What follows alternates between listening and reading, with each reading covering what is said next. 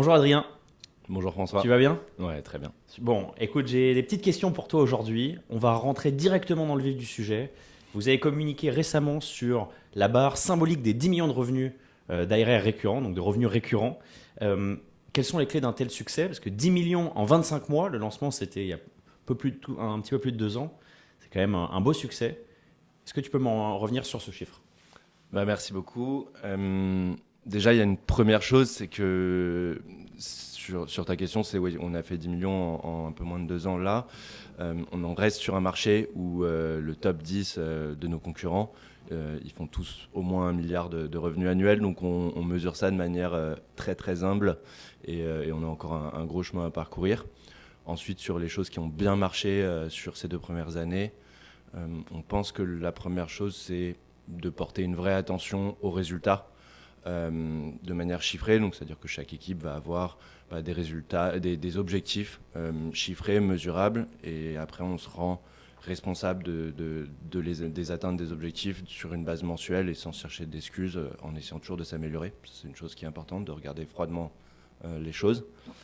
Ensuite, le deuxième point, c'est vraiment la culture et la manière dont on va travailler, en essayant de responsabiliser au maximum chacun, de travailler, de prendre du plaisir à ce qu'on fait, pour essayer de maximiser notre efficacité et le plaisir qu'on prend à travailler ensemble pour continuer à se réinventer tous les jours. C'est une de mes questions que je pose systématiquement, mais elle est importante pour moi. Je sais que tu as recruté des tueurs, dans le bon sens du terme. Est-ce le cas? Vous êtes combien aujourd'hui? Est-ce que tu peux me parler de l'équipe? Et est-ce que le succès est, je suppose, en partie lié à ces beaux recrutements et à la pérennisation de talents chez OnePilot? Ouais. Aujourd'hui, chez OnePilot, on est 70 dans la boîte, donc répartis entre Paris, Londres et Hambourg.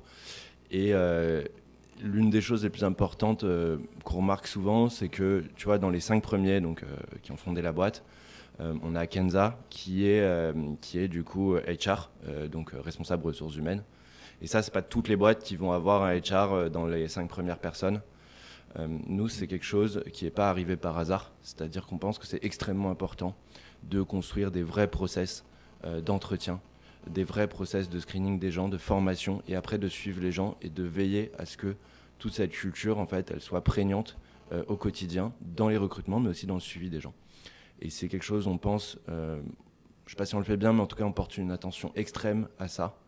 Et on pense que c'est clé pour avoir les meilleures personnes et surtout pour les impliquer au maximum et rester tous ensemble dans cette dynamique collective.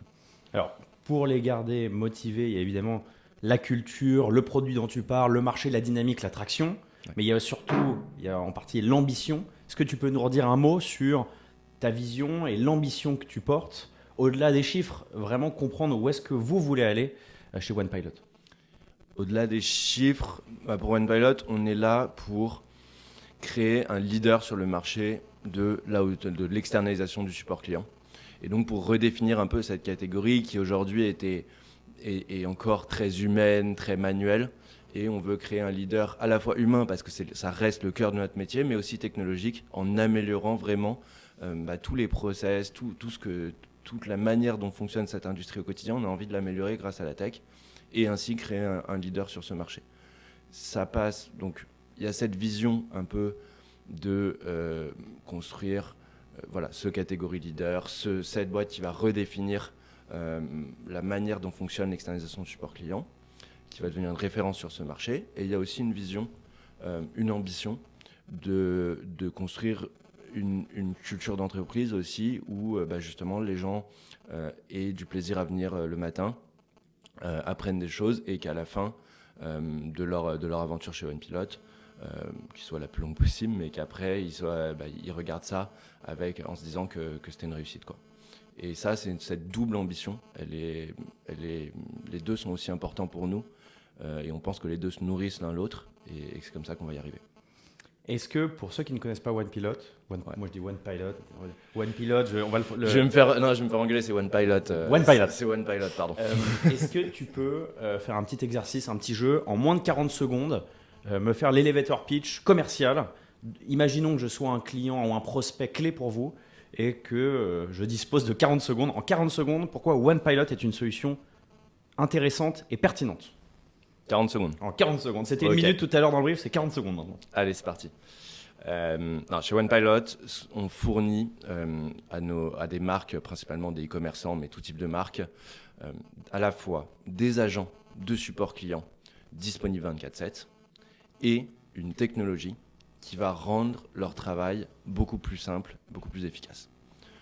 Concrètement, ce qu'on va apporter à nos marques partenaires, c'est à la fois déjà une réduction des coûts de support d'en moyenne 30%, par une meilleure allocation des ressources, un temps gagné sur le management et une utilisation optimale des outils technologiques, parce qu'on est sur un marché où c'est très fragmenté et nous, on vient syndiquer tout ça dans des outils uniques. Donc, baisse des coûts, mais aussi amélioration de la qualité de réponse, de la flexibilité, de la personnalisation, puisqu'on a une offre qui est 100% flexible. Et en fait, ça va permettre aux marques de se concentrer sur leur métier cœur, en sachant que le support client est géré par des gens qui ont de l'expérience et de manière 100% flexible, c'est-à-dire s'il y a des pics de volume, s'il y a de la saisonnalité, etc., on va les absorber de manière complètement indolore pour la marque, là où pour certains de nos clients, c'était très compliqué avant. Un petit focus juste sur la qualité. Est-ce que vous arrivez à mesurer avant OnePilot, après OnePilot, la satisfaction d'un client et surtout la satisfaction du client des clients? Comment est-ce que vous arrivez à le mesurer?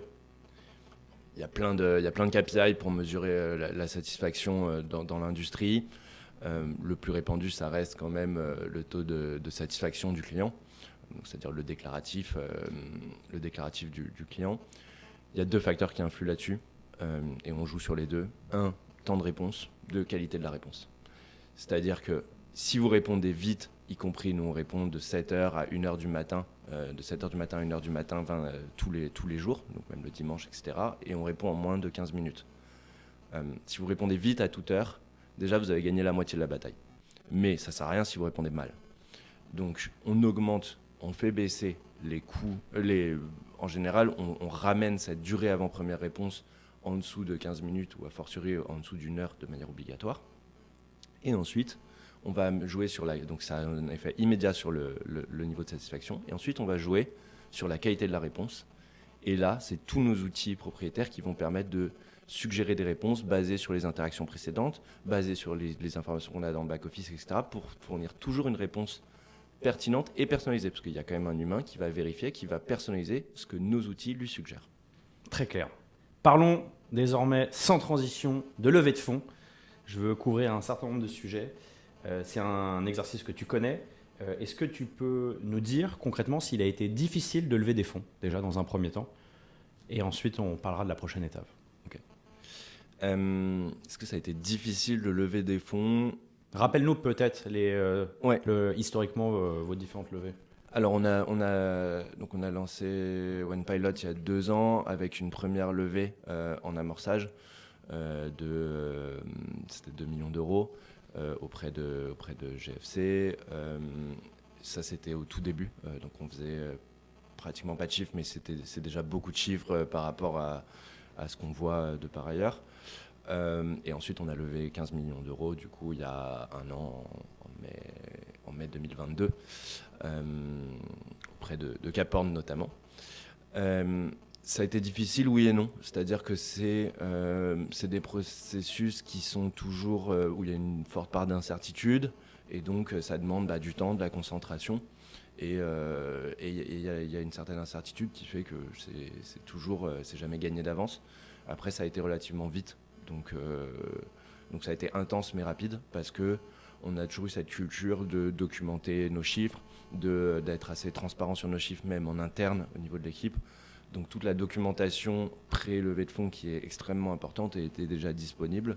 Et après, il faut convaincre et donc exposer la vision et trouver des partenaires qui ont envie de nous accompagner là-dessus.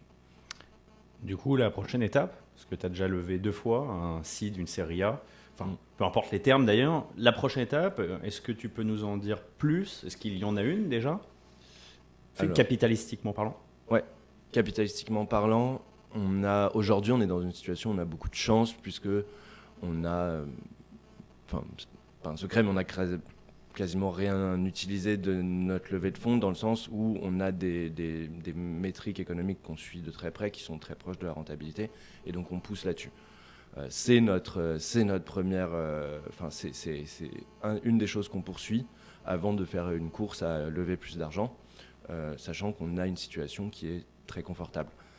Après, il y aura sûrement des sujets de croissance externe pour aller encore plus vite, pour consolider, d'avancer sur d'autres géographies, d'avancer encore plus sur le produit. Donc potentiellement, en reparler, je ne sais pas, peut-être que si on en parle dans 6 mois, un an et demi, on aura peut-être plus d'infos là-dessus. Mais aujourd'hui, à date, on a une situation qui fait que c'est pas dans les priorités du prochain semestre. Très clair. Une question qui vient souvent avec les levées de fonds, que tu as eu plusieurs fois, c'est la question de l'étape finale, qui est celle de l'exit. Aujourd'hui, qui vous rachète? Quel est ton avis sur le sujet? Est-ce que vous en parlez avec Lucas et Pierre? Est-ce que tu peux nous parler de ce sujet? Alors, les personnes qui nous en parlent le plus, c'est les investisseurs. Donc, et à raison, parce que on le comprend très, très, très facilement. Mais ça reste les personnes qui nous en parlent le plus. Nous, depuis le début, on a toujours eu une position qui, au début, pouvait paraître, quand vous faites rien du tout, et encore maintenant, peut paraître un peu prétentieuse de dire on se voit comme les personnes qui vont consolider ce marché et pas être une brique un peu technologique pour un acteur historique. On travaille tous les jours pour que cette hypothèse soit la plus crédible possible. Et donc, on va continuer. Et on va continuer et on pense vraiment qu'il y a de la place pour aller rattraper les acteurs historiques, pour créer un vrai leader sur ce marché. Et en tout cas, c'est notre ambition depuis le début et on espère travailler pour qu'elle soit de plus en plus crédible. 2 dernières questions pour faire le lien avec celle-là. Est-ce qu'il y a une forme d'ambition chez OnePilot liée à l'impact? Est-ce que tu peux nous parler de l'intérêt de la solution OnePilot et comment tu vois une forme d'impact dans ce que vous proposez? Alors, on n'a pas créé la société autour d'une mission impact qui était au début prégnante. Après, il y a une chose qui est certaine, c'est qu'on est tous... Je pense qu'il y a une vraie responsabilité en tant que boîte, au même titre qu'il y a une responsabilité individuelle, d'évoluer dans un écosystème et d'être responsable à ce niveau-là. Donc nous, c'est de plus en plus, bizarrement, c'est de plus en plus prégnant. Et on a évidemment la manière dont on va travailler avec nos équipes, donc au quotidien, d'avoir une gouvernance qui soit la plus saine possible, la plus transparente, d'avoir une vraie communication et de travailler pour toutes ces choses qui sont si normales, mais parfois si peu répandues dans les boîtes. Et ensuite, il y a la responsabilité un peu sociale qu'on va porter. Aujourd'hui, on travaille avec plus de 1200 agents freelance, donc qui sont les agents de support répartis dans, on avait 18 pays dans le monde. Et ça, c'est une responsabilité aussi qu'on a de permettre de les outiller pour qu'ils aient des bons revenus, qu'ils puissent travailler de manière complètement libre et intéressante. Et donc tous les travaux qu'on va faire sur l'automatisation des tâches répétitives, etc., ça permet aussi à améliorer cette qualité de vie et à permettre à des gens d'avoir un salaire en moyenne sur les pays où on est implanté. On va payer en moyenne 2 fois les salaires minimums des pays où on est implanté. Et ça, c'est un vrai point d'attention pour nous, de ne pas tirer le marché vers le bas, mais au contraire, de l'élever grâce à la tech et la manière dont on fait les choses. Tu peux nous citer quelques pays, en dehors de la France, les UK et l'Allemagne, qui sont un peu vos pays, on va dire, phares et cibles, d'autres pays où vous avez des agents aujourd'hui? Alors, on bosse en Norvège, en Suède, en Turquie, aux États-Unis évidemment. On bosse dans, franchement, quasiment tous les pays d'Europe. Je ne les ai pas tous en tête, mais on a des gens en République tchèque, on a des gens en Espagne évidemment, en Italie, au Portugal. Ouais. La part de vos clients à l'international augmente de plus en plus? Aujourd'hui, on répartit l'allocation des revenus sur nos 3 marchés cœurs, qui sont France, Angleterre et Allemagne. Et donc après, si on a un client, par exemple, qui va être néerlandais, en général, il va partir dans le revenu allemand. Ouais. Et aujourd'hui, on est à un tiers. Ok. Ce qui est marrant, parce qu'on a commencé juste en France. Et en fait, lancement des 2 autres marchés, il y a 8 mois. Et aujourd'hui, on fait un peu plus de 3-4 millions dans chaque marché. Question finale, Adrien. Ouais. C'est un peu mon sujet, on en parlait avant l'interview et on en parle régulièrement. Je trouve que vous restez très discret d'un point de vue marketing écosystème au sens large, ce qui n'est pas une mauvaise chose, hein, mais est-ce une stratégie et quel est ton point de vue sur cet aspect, sur cette discrétion écosystémique? On est très concentré et pour être très honnête, on est conscient d'avoir créé une boîte qui est beaucoup plus sales orientée que marketing. Pourquoi ? Parce que notre objectif, c'est toujours de faire des résultats rapides, mesurables et de se dire qu'on a 100% la maîtrise de ce qu'on fait. Et en sales, c'est très vrai. C'est-à-dire qu'on n'espère pas être discret sur tous nos bailleurs persona, donc les gens chez qui on veut vendre. On espère qu'ils commencent à nous connaître. Normalement, c'est le cas parce qu'on essaye de taper de manière répétitive et ciblée, et bien. Mais effectivement, oui, le marketing aujourd'hui n'a pas été une priorité, c'est vrai. Parce qu'on pense faire notre travail dans notre coin. C'est pas réfléchi, il n'y a pas de grand plan pensé, mais on pense faire notre travail, le faire bien, délivrer pour nos clients, signer des nouveaux clients grâce aux sales et pas se concentrer sur le bruit autour pour avancer. Merci Adrien. Merci à toi.